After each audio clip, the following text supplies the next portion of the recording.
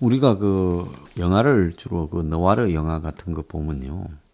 조폭이나 양아치나 건달은 그냥 자기 생긴 대로 조폭, 양아치, 건달로 살면 됩니다.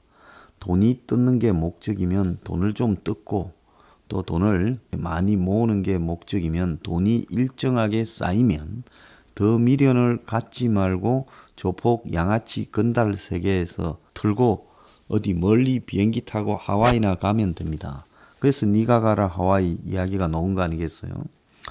그런데 보통 보면 조폭들도 관성의 법칙이 있고 또 일종의 존심이 있어가지고 이 조폭을 하다가 보면 내가 조폭이라는 것을 착각하고 조폭 세계에서의 이 법칙을 따지고 원칙을 따지고 또 조폭의 정의를 따지고 또 조폭의 이 뿌리, 계보를 따지고 조폭의 정체성을 따지다가 이제 거기서 무너지기 시작합니다.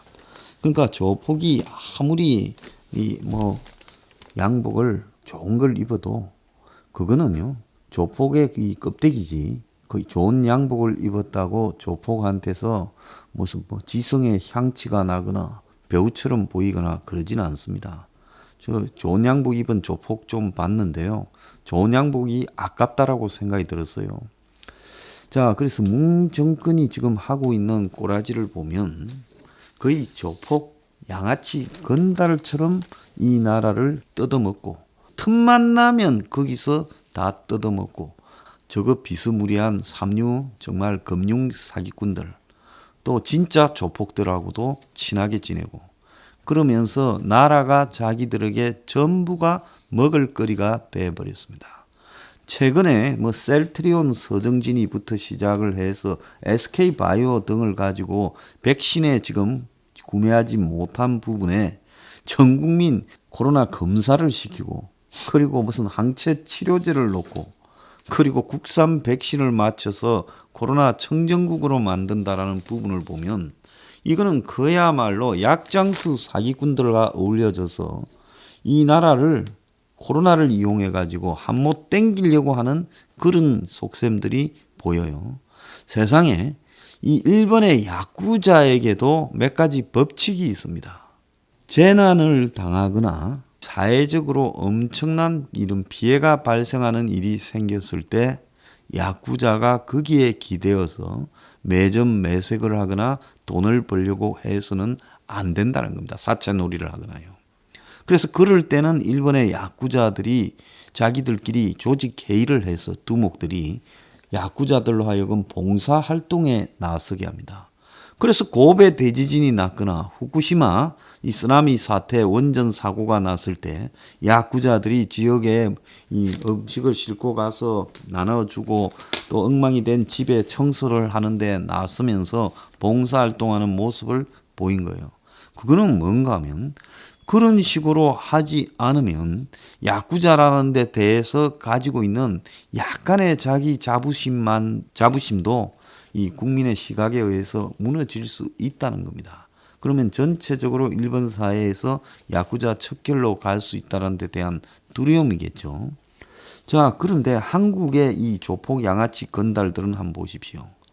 이 코로나 사태에서 마스크를 독점시켜서 거기에 특정 업체에 200원씩을 벌어먹게 했습니다. 그것뿐입니까? 독감 백신을 가지고 공급하는데 해보지도 않은 업체에 맡겨서 백수십 명이 사망하는 주장하는 게 확인된 것만 그 정도입니다.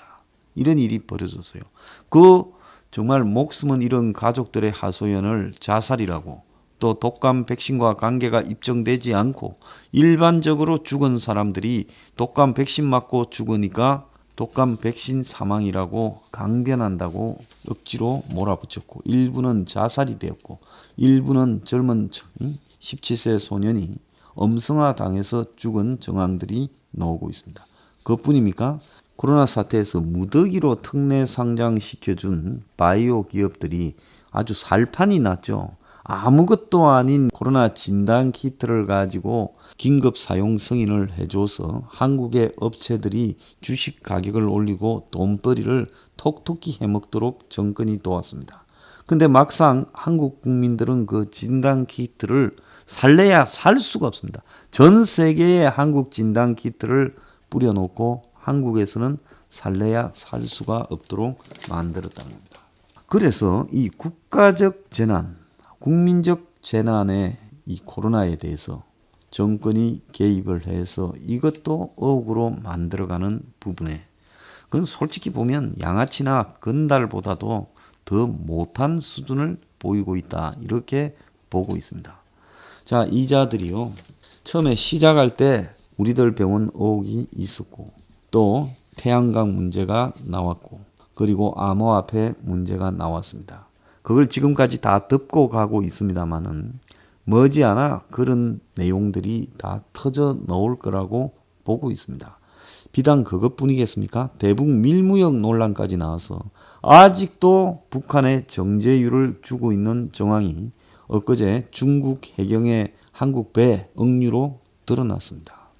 지금까지도 저걸 주고 있다면요. 이건 사람이 아닌 것들이죠. 그래서 북한의 김정은 조폭 집단과 한국의 이 뭉가리 조폭 집단이 서로 교류하고 있다라고 봐야 되는 겁니다. 이자들이 라임이나 옵티머스 등을 눌러서 정권에 연루된 부분을 다 감추려고 하는데 그 속에서 이 정권의 관계자들이 얼마나 많은 이해를 취하고 있는가가 우리가 몇 가지로만으로도 충분히 알 수 있습니다. 미국이요. 트럼프가 저렇게 개판을 쳐도요. 제가 볼 때 트럼프는 양아치입니다. 그런데 저런 양아치가 미국의 대통령이 된데 미국의 민주주의가 고장이 난 거죠. 그렇게 개판을 쳐도 미국에서 검찰이나 군이나 법관이나 이런 사람들이 다 중심을 지켰어요. 선관위도 중심을 지켰고요. 그런데 한국에는 이런 시스템들이 제대로 잡혀있지 않다 보니까 뭉가리 조폭 양아치 패거리들이 나라를 들어먹었습니다. 그럼 온 사방에 먹을 게 산재했어요. 정말 이렇게 좋냐? 자리들이 수두룩해요. 저 자리 하나 탈취하면 거기에 내 쫄병 고생한 놈 보내고 저 자리도 하나 탈취하고 그리고 기업에도 또 오나 불러서 급 좀 주고 친하게 지내자 해놓고 거기서 또 여러 가지 이권을 행사하고 그러니까 국가의 정책을 가지고 도대체 돈을 벌어먹고 또 재벌들을 압박해서 돈을 벌어먹고 또 곳곳에 사기를 쳐먹을 수 있는 부분이 국가 권력으로 너무 많다. 과거에는 그냥 뇌물 얼마 받아먹는 것이 비리였지만 이제는 국가 권력으로 비리를 공조해서 비즈니스화해서 만들어서 해먹을 수 있는 것들이 산적했다는 거예요. 그러니까 뇌물 얼마 받는 거는 그거는 아주 기본적인 거고 이제는 권력을 가지고 이용해서 그걸 비즈니스화해서 돈을 얼마나 벌 수 있는가에 대해서 이자들이 지금 판을 읽은 겁니다. 그러니까 사방이 먹을 거니까 전부 이거는 나의 영역, 요거는 나의 영역. 그러니까 원전 태양광 부분은 나의 영역, 뭐 암호화폐는 나의 영역, 라임 옵티머스 같은 이런 자산 운용사 사모펀드는 내 영역. 이런 식으로 지금 영역을 나누어서 누가 얼마나 해먹는지도 보이지 않은 채 먹어대고 있습니다. 이렇게 이제 완전히 지금 뭉가리가 비리를 저지르면서 오니 이 부분에 대한 검찰이나 국가기구의 저항들도 조금씩 있으니까 이 부분을 뭉개기 위해서 문희, 윤도 제거하고 그냥 앞면에 철판을 깔고 징계를 밀어붙이다가 이런 상황을 초래했다는 겁니다. 아마 여러분 주변에 저 정도 되는 인물을 본 적이 없을 거예요. 보통 이 회사하는 사람들 중에 또 무슨 사업가로 위장한 질이 안 좋은 자들 중에 사업은 외형적으로 내놓은 폼이고 온갖 지저분한 일에 다 관여하는 삼류 양아치급 인물들을 제가 지방에 가서 좀 본 적이 있어요. 겉으로는 무슨 기업의 회장인데 이게 하는 게 회장이 아니라 막 술집도 하고 성매매도 하고 또 무슨 건설업을 한다면서 반조폭 같기도 하고 이런 자들을 많이 봤습니다. 제가 뭉가리가 명함은 대통령인데 실제로 하는 일은 이게 대통령이냐 조폭 두목이냐 삼류 양아치냐 이런 부분에 대해서 이제 진면목을 국민한테 내놓고 보여주고 있다고 봅니다.